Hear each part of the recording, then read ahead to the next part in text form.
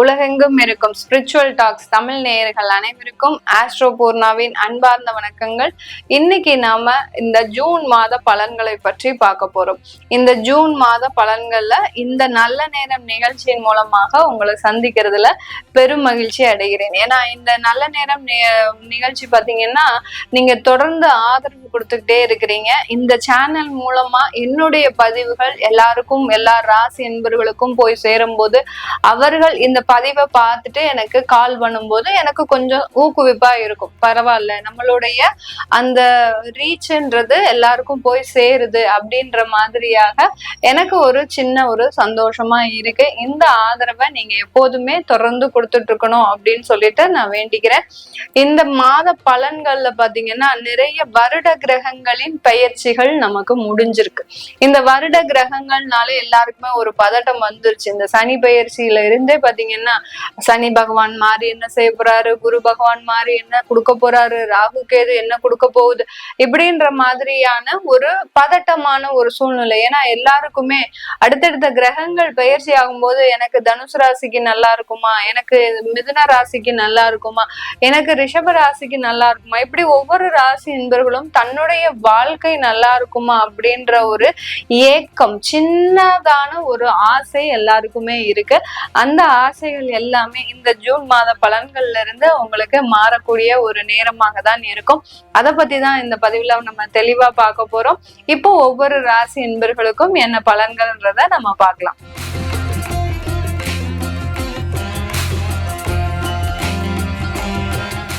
மிதுன ராசி அன்பர்களுக்கு ஜூன் மாதம் அதிகப்படியான வேலை அலைச்சல்கள் அதிகமாக இருக்கக்கூடிய ஒரு நேரமாக இருக்கும். வேலை அலைச்சல்கள்னா நீங்க இன்டர்வியூ அதிகமா அட்டன் பண்ணுவீங்க. எந்த இடத்துலயுமே உங்களுக்கு ஒரு ஸ்டேபிளான ஒரு சிச்சுவேஷன் உங்களுக்கு வராது. யாராவது இப்போ மே மாசம் வேலை விட்டவங்க, அடுத்து பாத்தீங்கன்னா ஏப்ரல் மாதம் வேலை விட்டவங்க, இவங்களுக்கு எல்லாம் பாத்தீங்கன்னா இந்த ஜூன் மாதத்துல அந்த இன்டர்வியூக்கு உண்டான ஷெட்யூல் அதிகமா இருக்கும். அதற்குண்டான ஒரு பயணங்கள் அதிகமாக இருக்கும். அதுலயுமே உங்களுக்கு சக்சஸ்ஃபுல்லா இருக்குமா அப்படின்னு கேட்டீங்கன்னா கொஞ்சம் அதுல உங்களுக்கு 50% தான் சக்சஸ் இருக்குமே. அந்த 50% சக்சஸ்லயுமே உங்களுக்கு மன விருப்பங்கள் இருக்காது. ஏன்னா இந்த மிதுன ராசி என்பர்கள் இந்த காலகட்டம் பாத்தீங்கன்னா உங்களுக்கு உங்களுடைய அந்த சுறுசுறுப்புன்றது அளவுக்கு அதிகமா இருக்கும். எப்போதுமே ரொம்ப சோம்பேறித்தனமா கடந்த ஒரு 4 மாதமாக இருந்துட்டீங்க. அந்த சோம்பேறித்தனத்துக்கு அளவே இல்ல. என்ன செஞ்சாலும் நமக்கு தான் நடக்க மாட்டேங்குது, அப்புறம் எங்க இருந்து நம்ம இதெல்லாம் போய் செய்யறது அப்படின்ற மாதிரியான ஒரு வெறுப்பும் ஒரு விரக்தியும் போட்டு உங்களை ஒரு மிக அதிகமான அளவுக்கு அந்த ஒரு எங்கேயுமே போக விடாம, எங்க போனாலும் லாக்கா இருக்கு மேடம். தொழில் செய்யறோம், தொழிலுக்கு போனா ஏதாவது ஒரு இடத்துல போய் நம்ம போனா பணம் பரட்டலாம் போனோம்னா அங்கேயும் அந்த பணம் பரட்ட முடியல, தரேன்னு சொல்றாங்களே ஒழிய இழுத்தடிக்குது. அந்த மாதிரியாக இருந்த காலங்கள்லாம் போய் இப்போ நீங்க சுறுசுறுப்பாக கூடிய ஒரு நேரம். இந்த சுறுசுறுப்புல உங்களுக்கு தேவையானவைகள் நிறைவேறுமா அப்படின்னு கேட்டீங்கன்னா நிறைவேறும். அதுல எல்லாம் எந்த ஒரு குறையுமே கிடையாது. பட் அந்த நிறைவேறும் போது உங்களுடைய திருப்தியின்மை அப்படின்றது அதிகமா இருக்கும். இன்னும் கொஞ்சம் நம்ம நல்லா பண்ணா என்ன, இன்னும் கொஞ்சம் நல்லா பண்ணா என்ன அப்படின்ற மாதிரியாக அந்த திருப்தியின்மை அதிகரிக்கக்கூடிய ஒரு காலமாக இருக்கும். ஏன் மேடம் எங்களுக்கு அந்த மாதிரியா இருக்கு அப்படின்னு கேட்டோம்னா உங்களுடைய 3ஆம் இடத்துல செவ்வாயும் கேதுவும் சேர்க்கை பெற்று இருக்கு. உங்களுடைய ராசியிலேயே குரு பகவான் வந்துட்டார். அந்த குரு பகவான் வரும்போதே பாத்தீங்கன்னா ஒரு மாற்றங்களை உங்களுக்கு கொடுத்துக்கிட்டே இருப்பார். ஏதோ ஒரு இடத்துல நம்ம ஒரு லாக் ஆகுறோம் அப்படின்ற மாதிரியான அந்த மனநிலைகள் அப்படியே உங்களுக்கு சஃபல் ஆகிக்கிட்டே இருக்கும். என்னடா இது எதிர்பார்த்தா நமக்கு இது ஒண்ணு நடக்குதே அப்படின்ற மாதிரியாக அந்த மனநிலைகள் உங்களுக்கு ஒரு குழப்பத்தை கொடுக்கக்கூடிய ஒரு நேரமாக தான் இருக்கும். இந்த மிதுன ராசி என்பர்கள் இந்த காலகட்டம் உங்களுடைய நண்பர்களோடு அதிகப்படியாக செலவு செய்யக்கூடிய ஒரு நேரம். செலவுனா என்னதுன்னா நேரத்தை செலவு செய்யக்கூடிய ஒரு நேரமாக இருக்கும். நண்பர்களோட அதிகமாக வெளியில போறது, நண்பர்களோட அதிகமாக பேசுறது, இதனால் வரைக்கும் இருந்த அந்த நண்பர்களினுடைய தொடர்புகள் இப்போ உங்களுக்கு புதுசா ஆரம்பிச்சுட்டு ரொம்ப நாள் ஆச்சு, அவனை பார்த்து 2 வருஷம் ஆச்சு, ஆனா திரும்ப அவனுடைய ஒரு கான்வர்சேஷன் எனக்கு ஆரம்பிச்சிருக்குது அப்படின்ற மாதிரியாக அந்த பழைய நண்பர்கள் மீண்டும் புதுப்பிக்க கூடிய ஒரு நேரமாக தான் இந்த மிதுன ராசி என்பர்கள் இருக்கும்.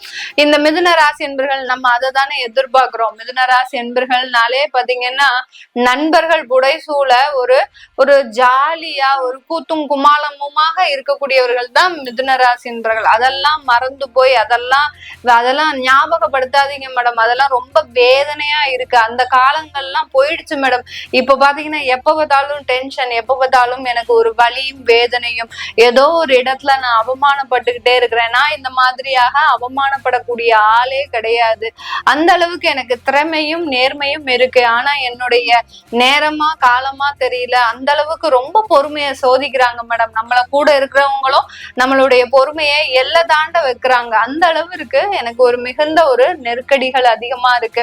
என்னைக்கோ அத்தி பூத்தா மாதிரி இந்த நண்பர்கள் கூட்டம் வந்து பேசுறாங்க. அப்பதான் நான் ரொம்ப கொஞ்சம் மகிழ்ச்சியா இருக்கிறேன் மேடம். அதனால பழைய ஞாபகத்தெல்லாம் நீங்க சீண்டாதீங்க மேடம்னு ரொம்ப கெஞ்சி கேட்டுட்டு இருக்கிறீங்க.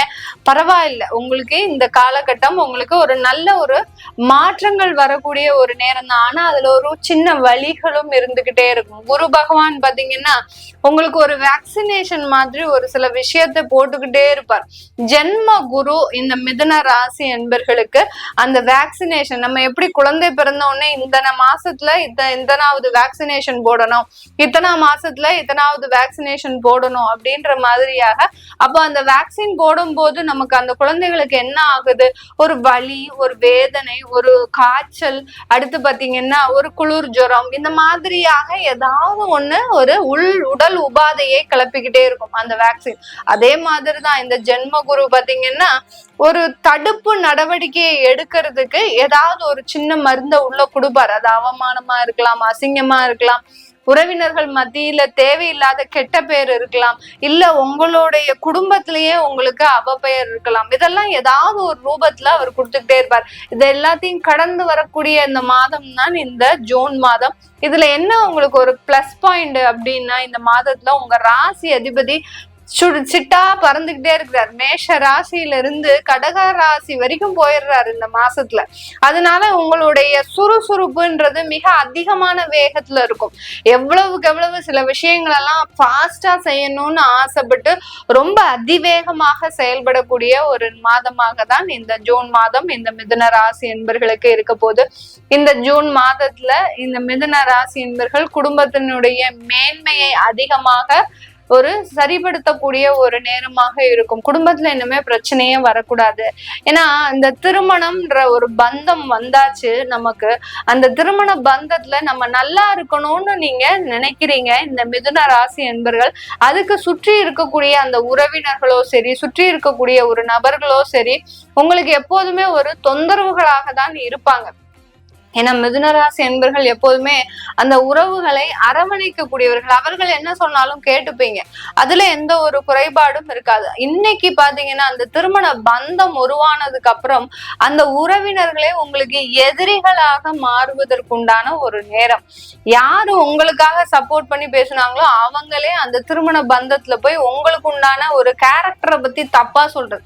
அவங்க இப்படி இருந்தா, இவ இப்படி இருந்தா, இவன் இப்படி இருந்தான், இன்னைக்கு என்னடா நான் இப்படி மாறிட்டான் இப்படின்ற மாதிரியாக உங்களுடைய கேரக்டரை தப்பா அந்த திருமண பந்தத்துல எக்ஸிக்யூட் பண்ணும் போது அது தேவையில்லாத பிரச்சனைகளை கொடுக்கக்கூடிய ஒரு நேரமாக தான் இந்த மிதுன ராசி என்பவர்களுக்கு இருக்கும். அதனால திருமண பந்தத்துல கொஞ்சம் ஜாக்கிரதையா இருங்க. ஏன்னா அந்த திருமண பந்தம்ன்றது உங்களுக்கு நீண்ட நாள் பந்தம். நீங்களே பாத்தீங்கன்னா எதுவுமே நம்ம செய்யாம இருக்கக்கூடாது. ஏன்னா நீண்ட நாள் காத்திருந்து செய்த அந்த உறவாகப்பட்டது இன்னைக்கு யாரோ ஒரு உறவுகள் மூலமாக அது சிதறக்கூடிய ஒரு நேரமாக இருக்கு. அதுக்கு வழிவகை பண்ணாமல் கொஞ்சம் அட்ஜஸ்ட் பண்ணி ஒரு இடமாற்றம் செய்யறது, அது அவங்கள தேவையில்லாம அந்த மாதிரிலாம் யூகிக்க முடியாதபடி சில விஷயங்களை நீங்க அவங்களுக்கு அனுசரிச்சு போகிறது, இதெல்லாம் செஞ்சிட்டீங்கன்னா கண்டிப்பா உங்களுக்கு ஒரு நல்ல ஒரு மாற்றங்கள் கிடைக்கக்கூடிய ஒரு மாதமாக தான் இந்த மிதுன ராசி என்பர்களுக்கு இருக்க போது. வெளிநாட்டுல இருக்கிறவங்களுக்கு இது யோகமான ஒரு காலகட்டம். திருமண சொந்தமா இருந்தாலும் சரி, தொழிலாக இருந்தாலும் சரி, அடுத்து பாத்தீங்கன்னா அந்த வேலை செய்யக்கூடிய ஒரு நபர்களாக இருந்தாலும் சரி, மிதுன ராசி என்பர்களுக்கு இது வெளிநாட்டுல இருக்கக்கூடியவர்களுக்கு அதிகப்படியான ஒரு யோகமான காலகட்டம். நீங்க எதிர்பார்க்காத அளவுக்கு ஒரு அதிர்ஷ்டம்லாம் வரக்கூடிய ஒரு நேரம். சில பேர் பாத்தீங்கன்னா வெளிநாட்டுல இருந்துட்டு அந்த லாட்ரி யோகங்கள் எல்லாம் கேட்பாங்க. மேடம் எங்களுக்கு இந்த மாதிரியான லாட்ரிகள் விழுமா, எங்களுக்கு இந்த மாதிரியான யோகங்கள் கிடைக்குமா, அதிர்ஷ்ட யோகங்கள், திடீர்னு பணவரவு, திடீர்னு அதிர்ஷ்டம், திடீர்னு பதவி உயர்வு, இப்படி எல்லாம் நமக்கு அந்த மகிழ்ச்சியான ஒரு சந்தர்ப்ப சூழ்நிலைகள் திடீர்னு வரக்கூடிய ஒரு மாதமாக தான் இந்த ஜூன் மாதம் இந்த மிதுன ராசி என்பர்களுக்கு இருக்க போது.